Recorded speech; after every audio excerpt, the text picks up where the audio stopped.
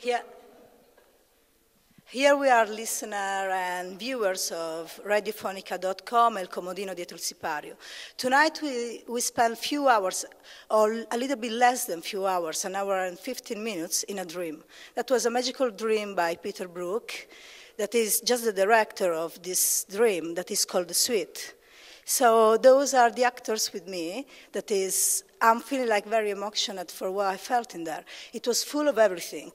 We had different colors in it, bright and shine on one side, but at the same time they were like dark and deep with theater and history and everything. What do you feel when you are on the stage, when you start like doing the rehearsal for this? What do we feel? Lost. We feel lost because we explore a story, and to be honest, what you see is the result of a story told by many voices.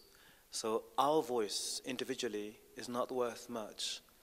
It's only together that we actually manage to put something that will make sense for you. So you, spectator, always have a better idea than what we have. We have the global view, you have the whole sentence, we only have words. You know, it's like a kind of box in the box, a kind of matryoshka. So you can feel like from a small love story with all the depression and, you know, crisis and everything that happened. I'm not going to say anything about the show, but, you know, and then it goes bigger and bigger, and you feel, and you see the apartheid, and you see the big problem of an entire country that I think is called the world. And many people were blind at that time, and many people are still blind. What is the importance for yourself, all of you guys, to take it around the world and see the people on the other side watching it?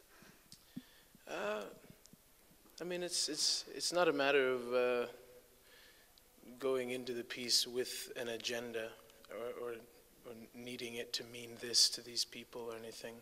It's just a matter of having a story to share. The work at the end is done by the audience. Like William says, it's done by the audience to go away and interpret that in whatever way they find, you know, and how it relates to their life. So, I mean, there definitely is a part where that does exist everywhere, that idea of someone being treated as the lesser. So there's an obvious connection to the idea of traveling around with this piece and being able to tell this story, because there's not one place on earth that doesn't have that, you know, that element in their society. But it's not something that you think every night, I have to make sure they get this from that, I have to make sure you just kind of tell the story, and the rest is the rest, yeah. And you know, on the stage there is almost nothing, just colored chairs that sometimes you feel like you're in Africa because they are bright, and you are very good in make us imagine what is going on. So it's like a personal question that I'm doing. Where you are on the other side, where you are on the stage and people are staring at you, what do you think people are feeling? Oh, what kind of question is that? No, what do I think people are feeling? Basically, I think it's the question of empathy. Do you feel what I feel? And what do you feel? It's a ping pong thing. We don't when we rehearse, for example, we don't know which moments are going to be funny, which moments are going to be comical or tragic or both, at what time, and it changes every night. There are some moments that we didn't realize would be emotional, and then it touches people, and then moments where we have a laughter completely unexpected, which also opens the window of the complexity of the laughter. It's where we laugh for very, very strange reasons. So we never know what's going to be. Basically, to go back to what Jared McNeill was saying,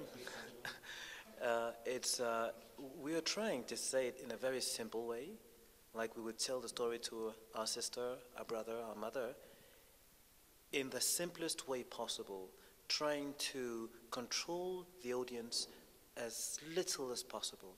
So we basically just put some lights, around the stage for people to not lose their way, but it's basically like if we were the spectators of the spectators, we tell the story and it is up to them to interpret the story. Now we feel the audience. There's a vibration that we feel on stage. So we are telling the story together. But we really, really try not to be pretentious in a way that we would actually tell you what to think about this or how to feel about this. It's basically told not in a neutral way, but it's in a very, very simple way, as much as we can, and then you feel what you feel. I've seen this play before I did it. I saw a French version, and it was done in Paris. And then I saw it again in Mali, and the reaction was so different. And the shift when the audience would take party for the woman would come later because of the tradition, because of what a woman is allowed to do and not. And so it always changes.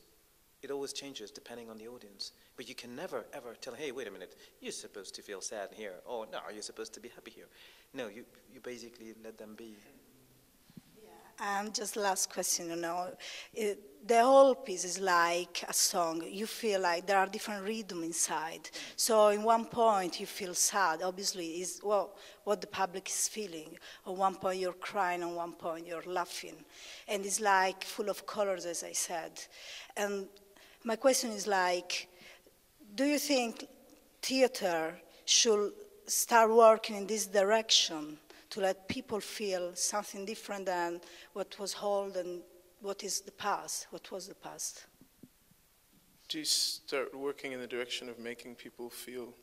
Like, yeah, I get confused with the question. Anyway, what I was to say was, that is a different kind, is totally different from the let's say, the classical theater. Obviously, there is Grotowski inside, there is everything, there is all different pieces inside. Authors, let's say, roots.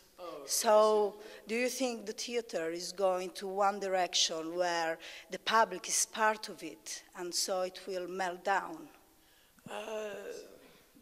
No, I don't think theater is going in any one direction. I think, like all you need to make theater is a bunch of people in a room and an idea. So I think it would be very simple to kind of. There are places where classical theater is still what they do, and they do it very well. There are places where, you'll see one man on a stage hitting a tin cup with a pencil for an hour, and maybe they do that very well. And but I don't. Or this show where it's just chairs on stage and we interact with the audience a bit, and there's I think I don't think theater should try to do really anything or go anywhere or push anywhere. I think really it should be more about letting go and just kind of, allowing yourself to be taken. So if you go, that's good, but it's not about pushing or being pushed. It's just about, an allowance, And I think that's the same when you watch a piece as when you create a piece. It's more just about allowing, like things so that things come organically. It's not dishonest. It's not trying to do really anything. It's just you follow your own truth, and then I think in doing that, a million people can have a million different ideas and a million different pieces in a million different directions. So it's not, way of doing the same things, at least. Okay, guys, thank you very much for being with us. Sorry for my really strange interview, my weird questions, but, I'm not going to ask you like, I don't know, whatever it was, I didn't. Yeah. So thank you very much. And last, I just want to say that his jumper, the colors are not from Terni, but it's from his country. That is Cameroon. Cameroon. So. Cameroon and proud. I'm proud of it. What? Thank you, guys. Thank you very much for being with us. Thank you.